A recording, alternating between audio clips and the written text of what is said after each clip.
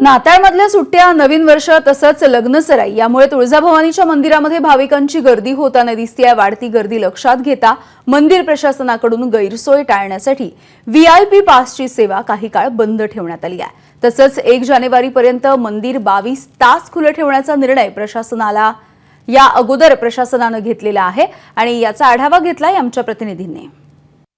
नाताळच्या सुट्ट्या, लग्नसराई आणि वर्षाखेर यामुळे तुळजापुरात गर्दी ही भाविकांची मोठ्या प्रमाणात होतीये।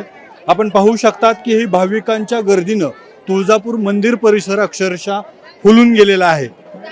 तुळजाभवानीच्या चरणी माता टेकवण्यासाठी महाराष्ट्र तसेच आजूबाजूच्या राज्यातूनही भाविक येतात। त्याबरोबरच नवीन लग्न झालेले जे नववधू असतात ते सुद्धा कुलदैवताच्या दर्शनासाठी येतात।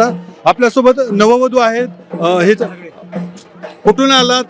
काय देवीचं दर्शन घेतलं का काय मागितलं? हो, आत्ताच दर्शन घेतलं देवीचं। आम्ही भूमवरून आलो, मात्रेवाडी गाव भूम तालुक्यावरून आलो। तर अख्ख्या अखंड महाराष्ट्राचं कुलदैवत आहे आई तुळजाभवानी आणि या तुळजाभवानीचं लग्न झाल्यानंतर प्रथा परंपरा आहे महाराष्ट्राचा पूर्ण। त्याच्यामुळं काल लग्न झाल्याने आम्ही आज प्रथम दर्शनाला आई तुळजाभवानीच्या आलो होतो। अतिशय प्रसन्न वाटतंय। आज शुक्रवार आहे, भरपूर गर्दी।